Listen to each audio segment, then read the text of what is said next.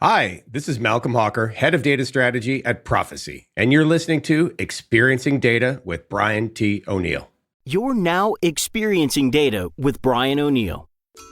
Experiencing Data explores how product managers, analytics leaders, data scientists, and executives are looking at design and user experience as a way to make their custom enterprise data products and analytics applications more useful, usable, and valuable.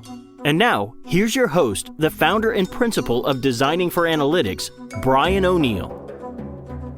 Welcome back to Experiencing Data. This is Brian T. O'Neill. Today I have Malcom Hawker on the line from Prophecy. What's going on, man? Glad to be here, Brian. How are you? Good. I'm doing good. We finally met. We went on the interwebs. I don't know when that was, on LinkedIn probably, and then in the flesh at, I think it was CDOIQ last year, 2023. It sounds right. Yeah, that's right. Boston, last year, 2023, in the Hyatt. Correct. That's right. I was actually just in the Hyatt 2 days ago playing a gig. World. I was like, this is weird. I talked to Malcolm in this room where I'm playing drums now.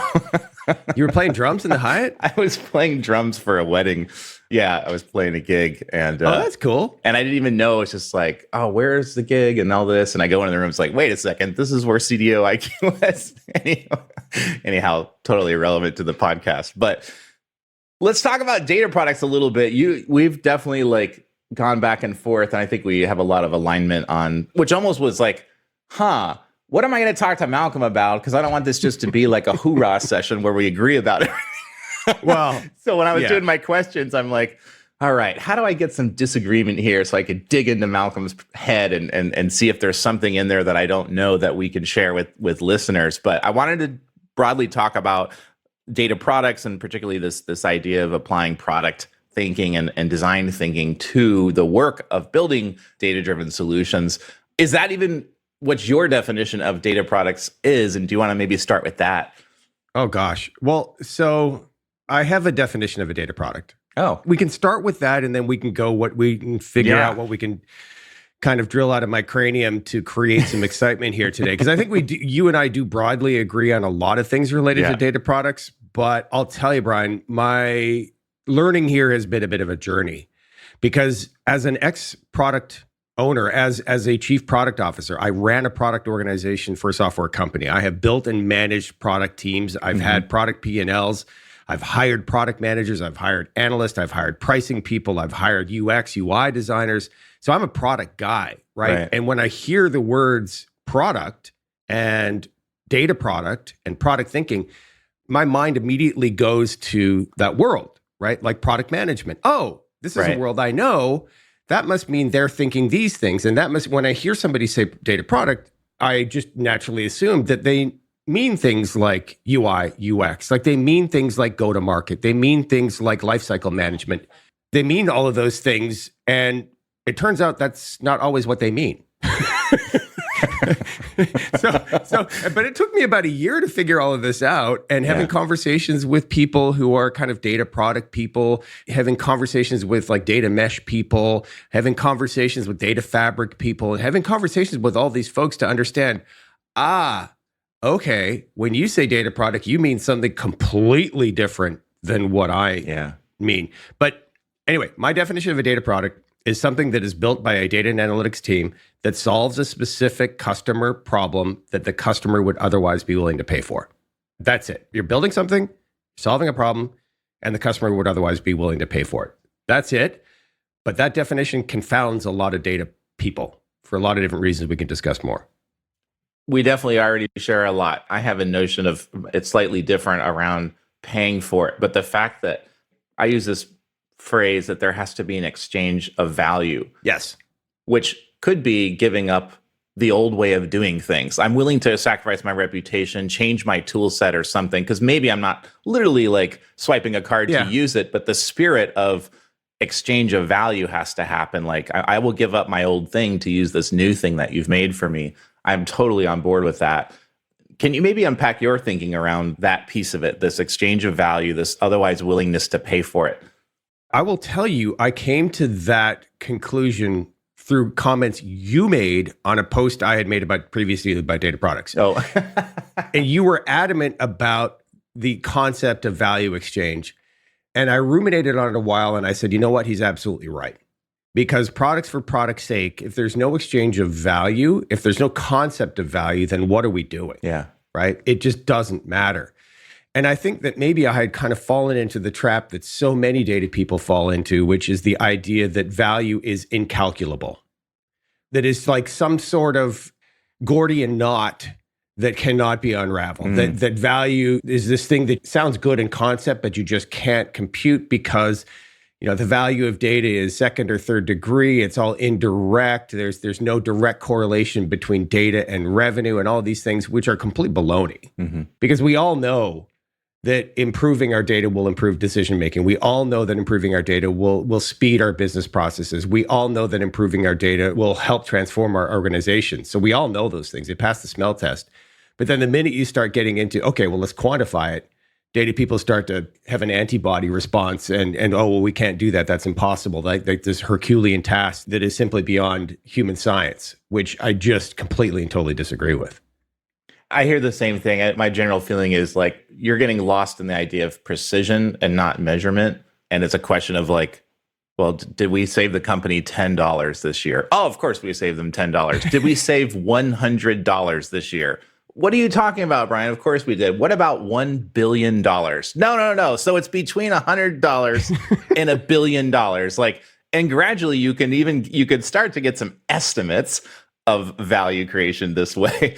I'm curious your take though, like, because I do know that a lot of people adopting this are struggling with this idea of like, how do we know, like ultimately, the marketing person's going to change their behavior with this dashboard that has all this stuff we built in it to provide insights. But like, we don't really know exactly when they take an action and they're not tracking that. So how do we know whether or not it really helped the ad teams build campaigns more efficiently and not waste time experimenting on spending the advertising budget correctly? Yeah. How do you think as a product person, or what's your take on how to help measure these kinds of initiatives? Wow. So answering that question, I think, could be easily an hour unto itself. But as a product person, the first thing you need to do is deeply understand your customer needs. And in our case, the customer needs are to make more money, save money, or mitigate risk. It's simple. It's those things. So you need to observe how your customer uses your product to do those things. You need to observe how your customer uses data to make better decisions or to optimize a business process or to mitigate a business risk. You need to know how your customers operate at a very, very intimate level, arguably as well as they know how their business processes operate. So starting with that as a core assumption, if you don't know how your customers are really using your products, if you're just publishing a bunch of reports to a marketplace in the kind of data product field of dreams in the hopes that they will come and use the stuff, and you're not even tracking anything like usage, or maybe that's all you're tracking is usage, which is kind of a data mesh approach, which says usage is a proxy for value. It's not a great proxy, but at least it's better than nothing. But step one would be understanding your customer needs, understanding their problems, understanding how they're actually using your data. That's step one to starting to figure out how to measure for value. We can get into a lot of different deep discussions about how to do this, but inherently it's a modeling exercise. And you actually touched on this, which is oddly difficult for a lot of people, particularly in the data management space, to kind of get their head around, because what you described is a probabilistic band. It's somewhere between 70 to 90%. It's somewhere between this range, and we can't be 100% precise, but we can get pretty close, right? It's a modeling exercise. And that is the world of AI. That's the world that we're moving towards. The world that a lot of data management people seem to want to live in and exist in and make decisions through is this deterministic yes or no. Yeah. Is it good quality or is it bad quality? Can you measure it or can you not measure it? And if you can't measure it with 100% precision, then what are we trying to do? But a lot of people seem to look at the world through that type of lens, through this deterministic lens. And I think there's broader discussions to be had here about why people are attracted to this kind of all or nothing, left or right, red or blue, yes or no type view of the world. But that's not the world we live in. It's just not the world we live in. And I think data and analytics people need to be very careful in how they position this inability to measure value, because basically what you're saying is you cannot measure the value that you bring to the organization. Right. It is literally that personal. If you are out there banging a drum that says it's impossible to measure value, you are in essence saying, I cannot value my own role. Yeah. And I think that is a very, very shaky foundation to stand on. Yeah. Well, I'm going to rewind a little bit here. You talked about really understanding your customer needs and how they're using your product. So let's go even earlier, which is we don't have a product yet. I personally think probably the number one tool that teams could leverage that's basically free is routine customer exposure time. Yes. Like actually spending time with the people you're building stuff for, not writing code, doing modeling, touching data or anything, but simply shadowing them, observing when they, if it's accountants, probably do stuff on some kind of repeated basis. So getting a chance to spend time with them as they go through whatever their process is. That's how you build better stuff, because you get to develop empathy and to know what it's like to be Steve, not like a persona of the accounting department, but actually Steve and accounting or whoever, a real person. But teams don't either. What I hear is I can't get access to those people because there's gatekeepers and they're telling me, no, I don't have time to give you access to Steve because Steve's running the numbers. Or Jane has this, Jane's doing this. Jane doesn't have time to talk to you all. I know what they need. So either there's no time to do it or there's gatekeepers in the way of it. And the org just gets in its own way. Like, we don't need these data people going out and doing that. Like, you're a service team. Provide me service. Like, do you hear the same thing? And do you have any suggestions on, as someone in product, like, you have to get access to users to build product successfully? What do you suggest there on that if teams are struggling with that? I would hear this all the time as a product leader. My product managers would come back and say, I can't get anybody to meet with me to define the requirements. Right? I can't get anybody to invest the time to help walk me through their business processes. Nobody's going to let me stand over their shoulder to, let me watch them interact with our proposed interface. I used to hear that all the time. And what I would say back to my team members is try again and then try again and be persistent. But the best way that you can go about that is to come with a proposed solution, come with something.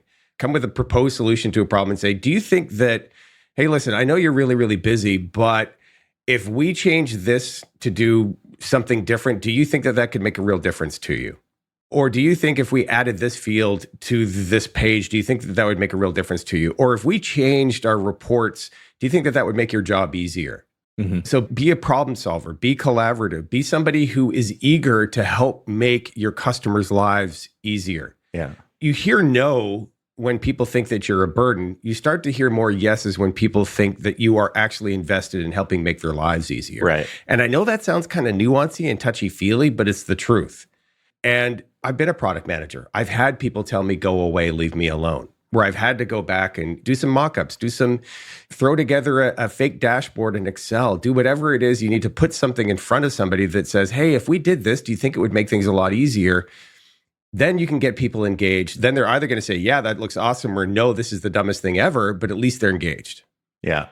I like that. And how do you making someone else's life better is a good way to frame this, right? Because your interest is not in your thing, but rather in their well-being. And it's the positioning of how you approach it. I think that's a wise approach. Although I would say what I hear in the data product space, and I'm kind of okay with this. I think we're on a path of change. So even the fact that we're talking about applying product orientation to building machine learning and analytical data products that's a positive thing.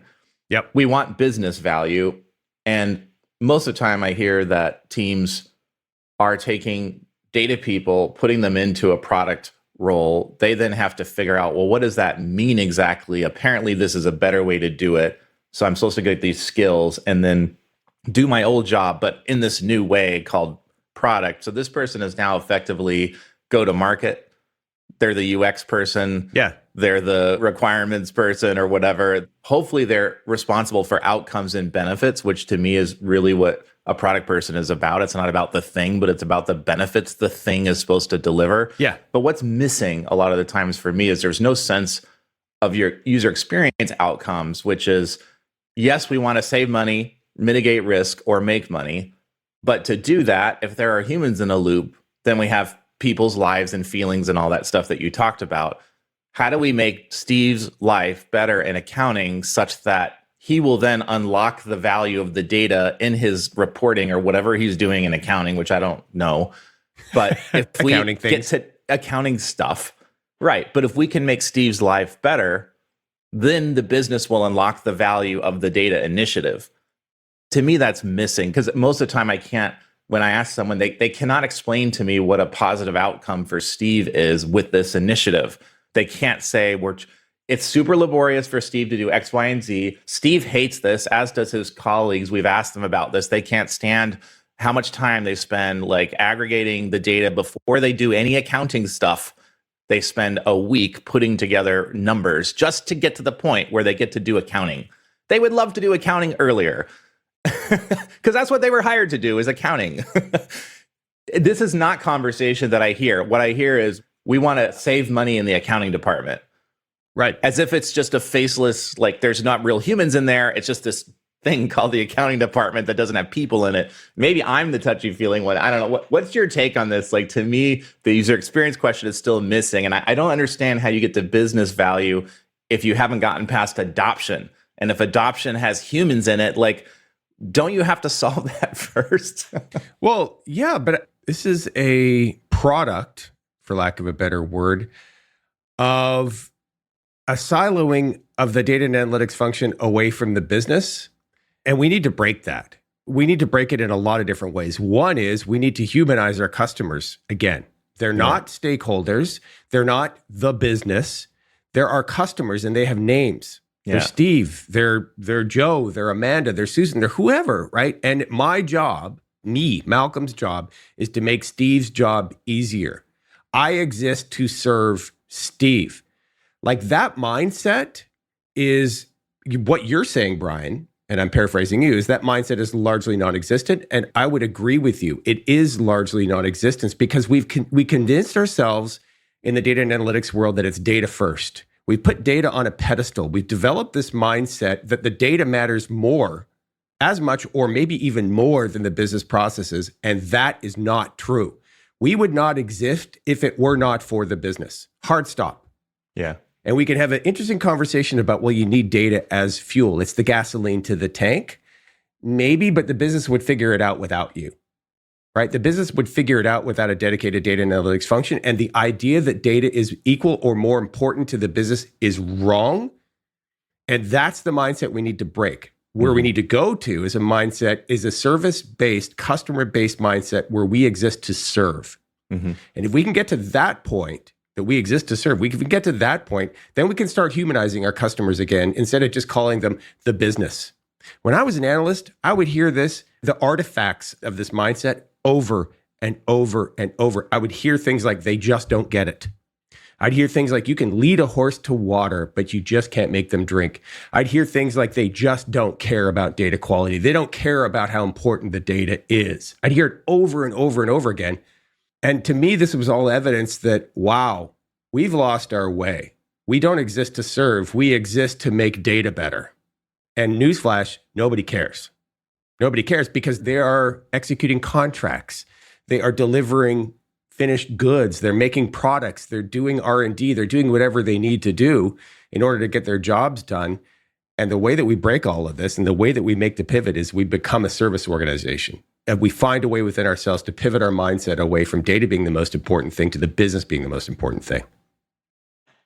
I would largely agree with that. I think I'm not totally surprised by it, because I think sometimes it feels like in the data is the truth, and this truth will correct all those wrong decisions that ye humans have been making. Like, and you should, and not that I know everything, but I know how to put the data together for you so that it can guide you and make these things. It's like the truth is actually over here and you've been doing it wrong. Now, there are situations where it's a threat to bring in facts and information because we already have a worldview about this. This is like well understood. It's like the facts don't convince you. It's like you start with the opinion and then you look for facts to back it up. And I was just listening to the Nudge podcast about this. Yeah. And these are well understood things. I always wonder how those I'm tangenting confirmation here. Bias. You're saying confirmation bias. Correct. And how much of that exists in business context where it's like, well, the risk isn't exactly on you because you're an employee here. You're not spending your money, you're spending someone else's money. I'm always kind of curious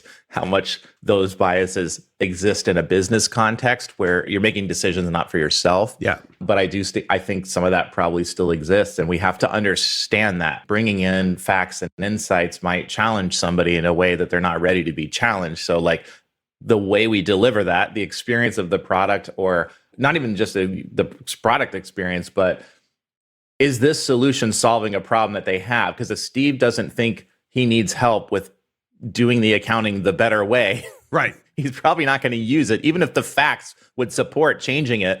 If Steve doesn't want that and doesn't feel like that's a problem, or nor does Steve's management, they're not going to use it. It doesn't matter that you have this pure way that would be better. I don't know. That's my take. No. So we need to press on this because I think this is the kind of the crux of a lot of our biggest challenges in the data and analytics space, which is this idea that through the data, we know better. Right. And maybe sometimes we do. But the only way you're ever going to get in a conversation where Steve would be open to that is if we develop the business expertise. If we are seen as equals from a business perspective, and I don't mean that I need to all of a sudden go back to accounting school. By the way, I failed accounting, but I do have a business degree. It doesn't mean I need to go back to accounting school, but it does mean that I at least need to know how Steve operates, that I'm there, that I'm over the shoulder, that I'm viewed as a consultant, that I'm viewed as a strategic business partner, that I'm viewed as a consigliere to Steve's business. If I'm viewed that way and I present an alternative way of working, an alternative way of thinking or approaching accounting, Steve's probably going to go, oh man, yeah, I didn't even see this before. I didn't consider this. But if we go in finger wavy and say, hey, look at all the things, look at the facts that you're ignoring, Steve's going to say, what do you know about my business? You don't know anything about my business, right? Like you're like the software salesman that shows up once every 365 days to get a renewal. This idea of like data-driven, I use that phrase all the time because it's pithy and people get it. And there's a certain amount of nobility, at least for data people, around the idea that we're creating something that has value and worth and that we would prefer to make decisions with data. And that's a noble pursuit. And I get it. But at the same time, I've never met a business person that isn't using data day in and day out. And even intuition is a function of data, right? It's a function of lived experiences that may not be on a spreadsheet. But after 30 years of business, I can tell you I've got a lot of learned experiences that aren't worth zero. They're worth something. And sometimes maybe I need to make a quick decision. Sometimes maybe the dashboard doesn't exist. Sometimes I need to respond pretty quickly. And all intuition is not evil. Can we get data in the hands of people when they need it, in the form they need it, as quickly as they need it, all the time? Of course not. But what I see, Brian, is not a situation where I'm providing you data and you're willfully ignoring it. That's not what I'm seeing. When I hear people complain about a lack of a data culture, and I would hear about it all the time. This is bared out by the data. Gartner does a CDO survey every year. And what they ask, what are your biggest barriers to success, CDOs? They will say, we don't have a data culture, whatever the hell that means. But what they'll say is, we don't have a data culture. And when I had conversations and have conversations with CDOs and I press, often what you'll hear is, well, we make dashboards, but nobody uses them. So we don't have a data culture. We don't have people who care about data quality, right? We get a data quality issue. So clearly they don't care about data. So clearly we lack a data culture. I've asked our business stakeholders to attend our weekly governance meetings and they don't go. So clearly we lack a data culture. And to me, as a product person, when I hear those things, my first reaction is, oh, wow, they don't want to buy what you're selling. They don't want to buy what you're selling. And what you're saying is you're indicting the entire organization.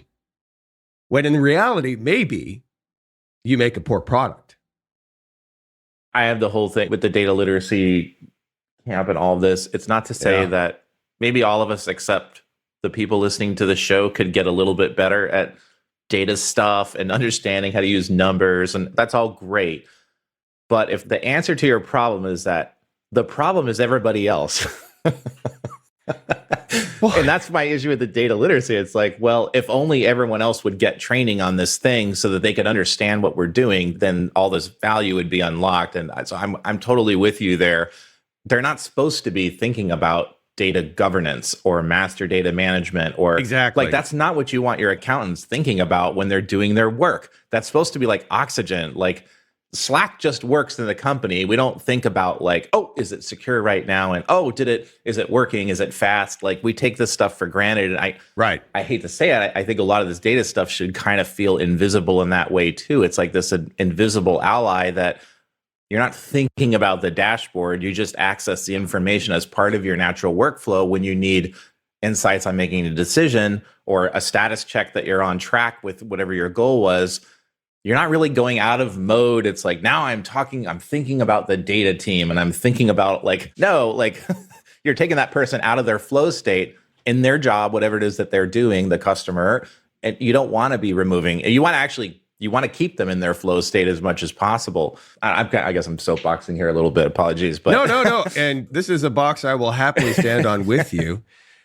When it comes to data literacy, my rancor here has tempered slightly, because about 6 months ago, maybe even a year ago, I was pretty adamant being out there. The only voice that I know of that was out there saying, my exact words were, the concept of data literacy is toxic. I was using that word, toxic.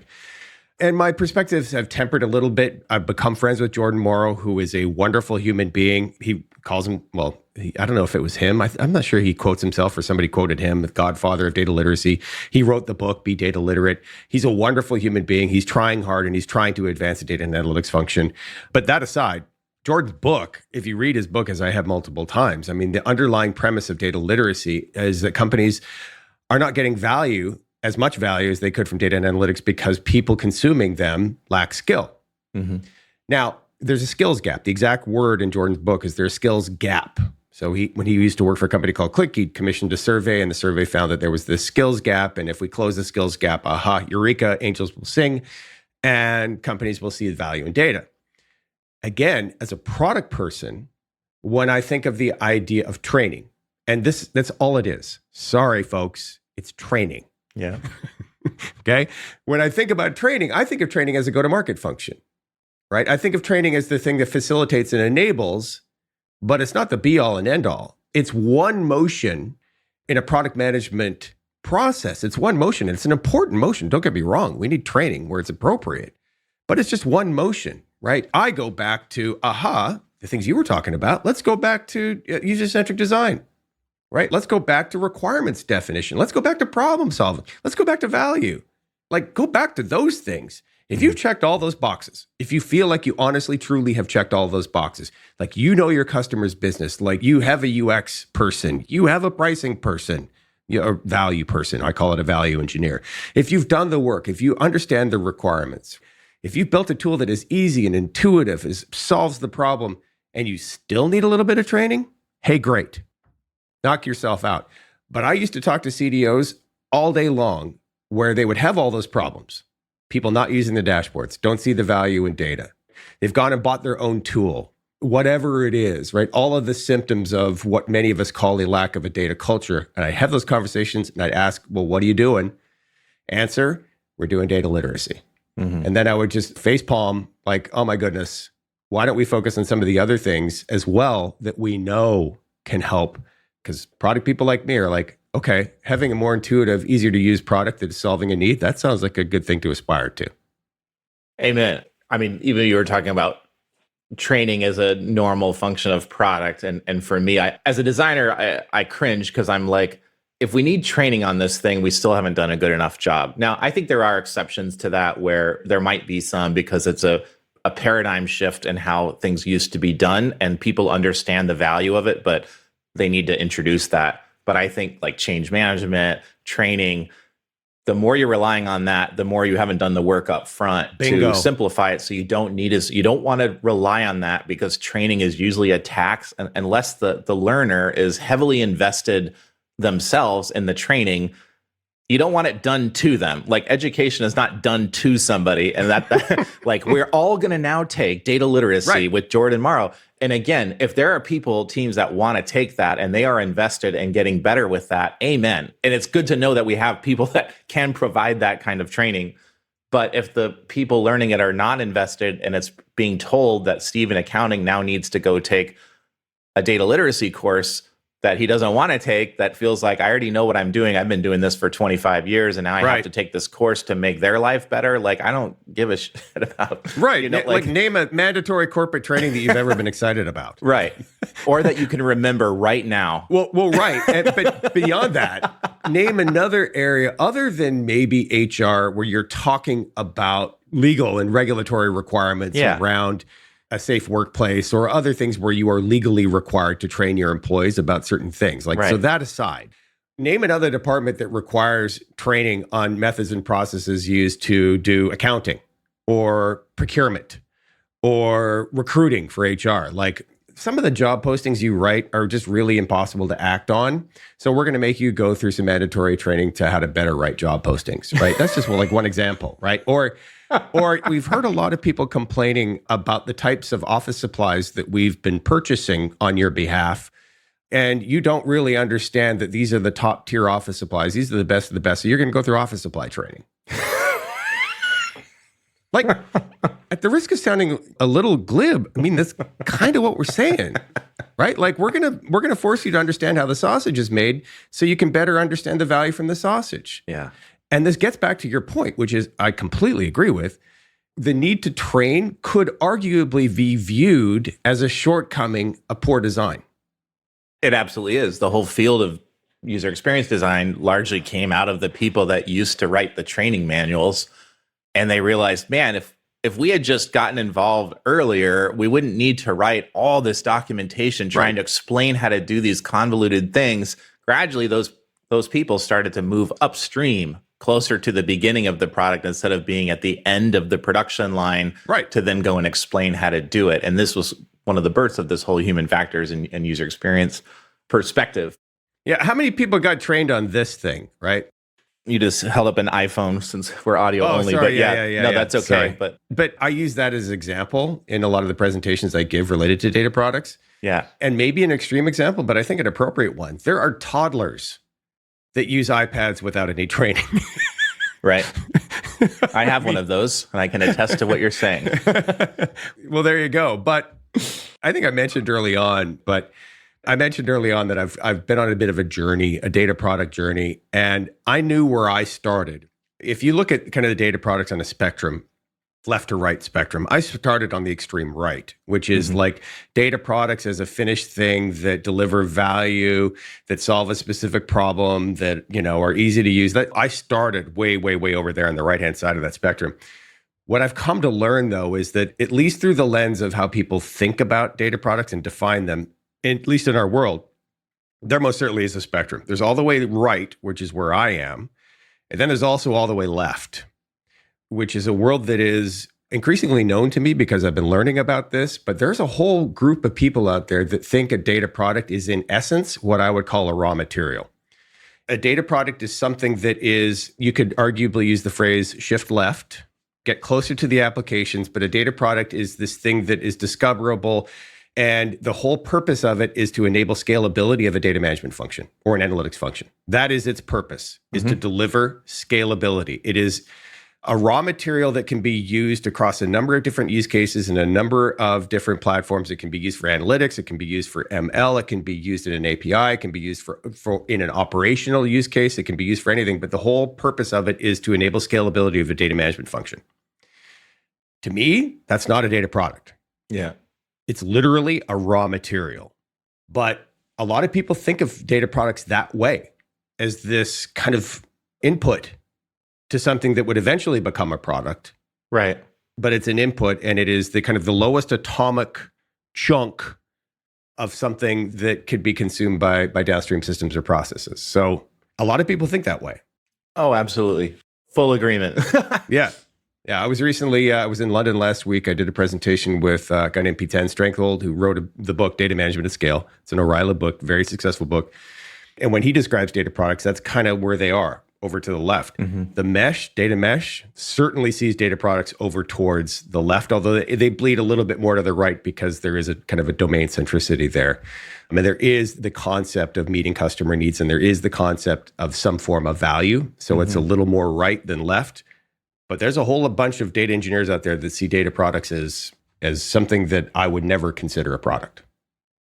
I could completely agree. I think the data mesh with the language it used has helped create that environment, which is okay. There's different ways. And I think you can apply, and I was just, Omar Kawaj was commenting on my post. He sent me a Slack. He's like, I just disagreed with you on LinkedIn. I'm like, yay. I met him this week in London for the first time. Yeah, good guy. And we were talking about internal data platforms. And my point is like, well, that's not a product. That's something on which you then develop data products.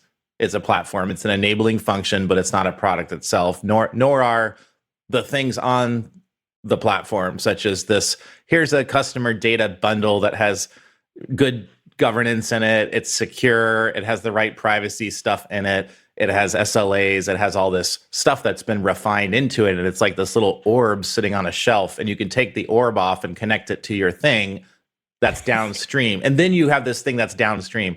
My problem with that is you're at least one hop from the person that's going to use it.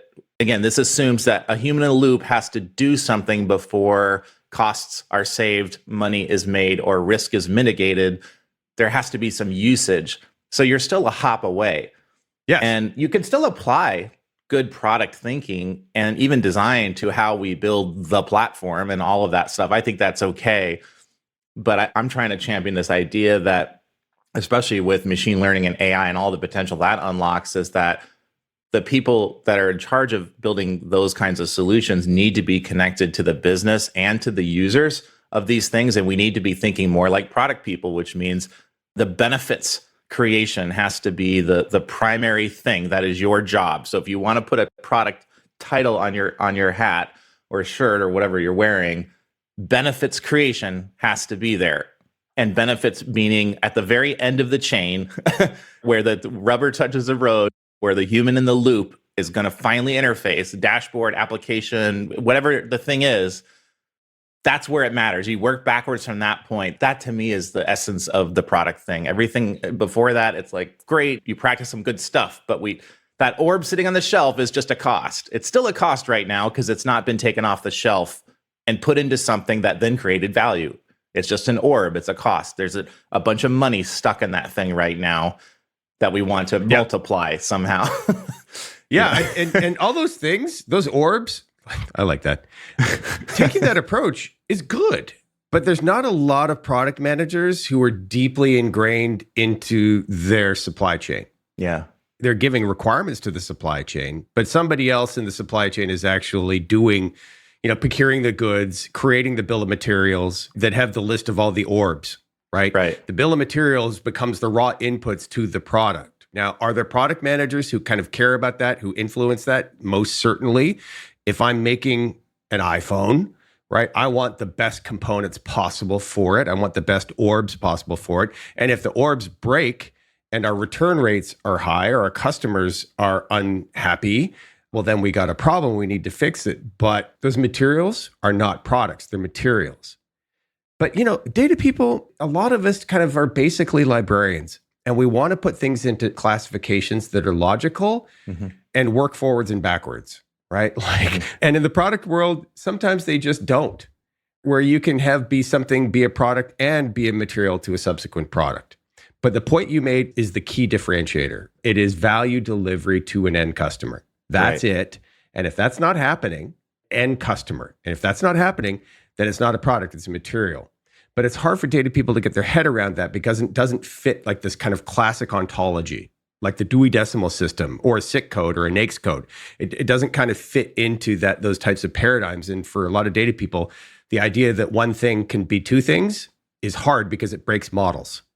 What I just said breaks a data model when one thing is actually two things.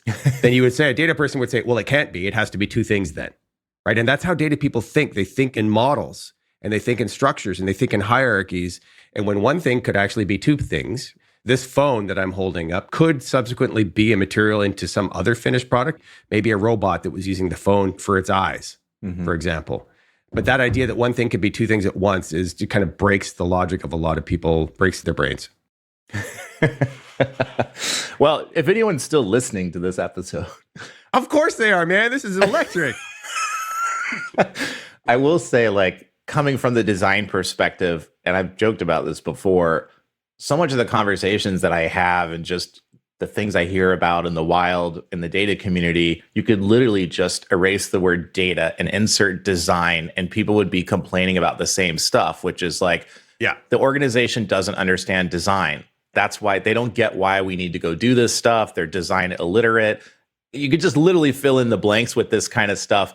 They don't see the world through the same lens. And I think the same onus is on designers, which is we need to stop talking about design because most people don't care about it. I don't talk about it too much on this podcast. I try to use other language to talk about it, about benefits creation and product and all of this and humans in the loop and all these things that we can understand without talking about that domain, because no one's interested. The data people and the customers, they don't care about design. For the most part, they don't care about that kind of stuff. It sounds cool, sounds hand wavy, sounds creative, but like, how's that going to help me, Steve, in accounting, going back to Steve, right?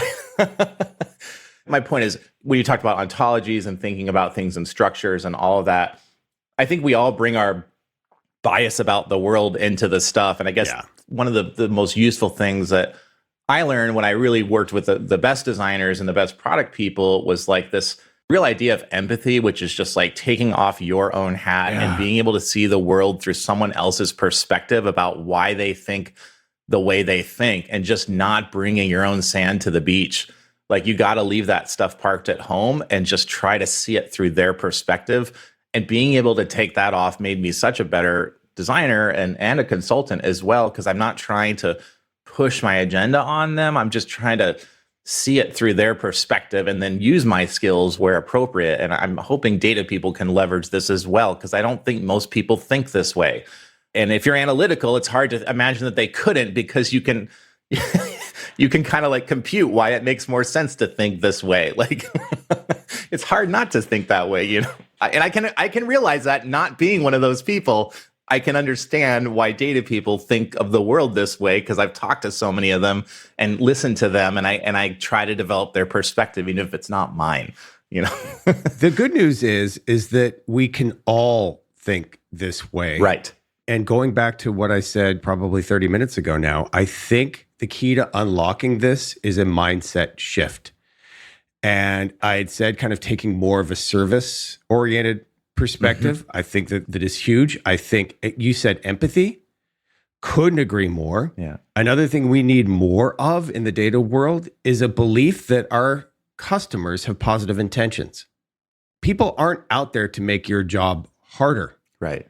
Right? They're not out there to make your job harder. They're out there to make everybody's job easier. They're just trying to keep up to their SLA or their contractual commitment or whatever they need to do in order to do their jobs day in and day out. That's what people are faced with. There's other things that we could be doing better as well, just from a mindset perspective, right? And I would argue in many ways, when it comes to certain things, we have an overly negative mindset. I'll give you an example. There's a lot of people out there that are talking about, they will say, oh, well, 80% of machine learning models never make it to production. For me, as a product person, I would look at that and say, oh, wow, that's a lot of iterating, right? That's a lot of spaghetti being thrown at the fridge. And maybe that's actually a good thing, because a lot of data science is inherently a creative function. And you got to throw a lot of spaghetti at the fridge in order for some of it to actually stick and drive incredible transformative value. But that's kind of, when it comes to data science, that's kind of the nature of the beast, right? And that's not a bad thing. That's a good thing. That's suggesting a lot of rapid iteration. That's suggesting an agility. That's suggesting a try before we fail, right? To get the absolute best model that best solves the problem. But there's people out there saying that as a negative thing. Like, again, getting back to this idea of highly deterministic thinking, that, oh, well, 80% of a data scientist's time is wasted to data quality issues. Well, hold on. Wait a minute. Is that a bad thing? You certainly seem to be suggesting that it is. But when you talk to data scientists, what they'll tell you is, yeah, it's the sucky part of the job, wrangling. Yeah. I'm air quoting wrangling, right? Transforming the data, getting it to a shape where it can be consumed by a Spark job or by some sort of ML model, right? Transforming the data where it could be in some standardized format. That's just kind of the drudgery of the job. And maybe that could be done by a data engineer. Maybe that could be done by a business analyst. Maybe it can be done by AI. I don't know. But the idea we position things as negative, when in the case of, machine learning models not actually going to production, maybe that's a good thing. Or data scientists having to do a lot of data wrangling, well, maybe that's just part of the job. Mm-hmm. So there's mindset shifts here that I think we desperately need. And the key to unlocking all of them, I think, is to be a little more customer-centric and arguably product-centric. The one thing I would disagree with on that was, okay, so 80% of the models fail to get into production, right? Yeah. Well, did they not get into production because there was something inherently wrong with the model, or the model was highly predictive, but other things got in the way? And secondly, did you take 5 swings at the same problem and only one of them got out? Or did you take 5 swings at 5 different problems and it's more thrashing? So to me, the innovation thing, like, it's okay to try stuff and not have it work, but there is some science to how we do that. And if you're hitting the same kind of problem, like the user adoption piece, which is we keep building these models and they're great, but nobody wants to use them, and you find out, well, maybe the fact that they're not interpretable is the problem. I can't trust this because my job is on the line if I do this thing wrong using that thing you made. And I know you're telling me it's really accurate, but the 7% of the time it's not, where I can't explain it, I'm in trouble for a regulatory reason, whatever the reason is. I'm not putting my ass on the line and taking that risk because I don't know how you came up with that number. Right. And that's a different kind of problem than there's something wrong with the data science function. So I think it depends on what the problem is. But I would agree with you, it shouldn't be 100%. Like, it's good to hear we're trying stuff that's not working, but it's like, are we trying multiple attempts and refinements at the same thing? Or are we kind of thrashing it, like moving from project to project to project? And like, I gave them what they asked for, and then I move on to the next one. And I don't know what they did with that thing. It's in GitHub, and I put it where it was supposed to go, and then I moved on. It's different. Those are two different. I totally agree. But if you get back to my original assertion, which is let's take more of a customer and product-centric focus here. Mm-hmm. If you inherently understand the customer problem, if you inherently understand the value that you're trying to drive, I think a lot of the issues that you highlighted would naturally just dissolve away. Meaning we want to avoid just building models as pure science experiments, right? Like we want to, this is Hadoop, by the way, this is big data. We are describing the demise of big data, which is there was this amazing technology, and all of a sudden we turned a bunch of data scientists loose to build out these models that found causal relationships between two things that nobody cared about. Right? It's like, hey, did we happen to know that left-handed people tend to like something a little bit more? Than like, no, wait a minute, hold on. Nobody cares. Nobody's asking that question. So a lot of time was wasted in a lot of early iterations of what we could call big data, and we're seeing the exact same thing now with data science. There's a lot of CDOs who are really concerned about data scientists going off to the lab and having fun. For lack of a better word, fun. But they're doing these experiments in a vacuum, and they're not tied to customer needs. They're not tied to value. They're not solving specific problems. They're just building models for model's sake. Yeah. That's what we need to avoid. That's the 80 pieces of spaghetti. To your point, maybe could it go down to 60 or 50 or 30? Maybe. I don't know. My point is that these things are inherently iterative. They're inherently experimental. And you need to run multiple models in order to get to the point where you're confident that it's relatively predictive of the real world. So broader point here is just more of a mindset shift. And, maybe these things aren't necessarily a bad thing, but how do we become a little more product and customer driven so that we avoid situations where everybody thinks what we're doing is a time waster? Yeah.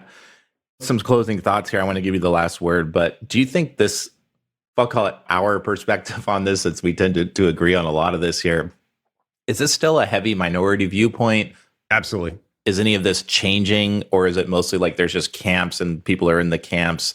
I mean, I don't really care about my viewpoint. It's more like I want your work to matter, which I think when your work ships and it has impact, it starts to feel better. That's good for the business. It's good for Steve in accounting, and it's good for you, the maker of the things, because now your things matter. I think most people want that. I don't know. And to me, this product and design driven ways of doing it help all three of those touch points. But I don't know if that's changing at all. I mean, we have the data product leadership community. There's evidence to me that there are people out there doing this. You are not alone if you're listening to this show. No, you aren't. I'm kind of curious your take, outside of, you're a lot of, with prophecy and stuff, I know you go to a lot of conferences and you probably have more exposure than I do. I'm just kind of curious your take. Is this changing at all? It's changing, but it's slow. Yeah. Because it's relatively unknown.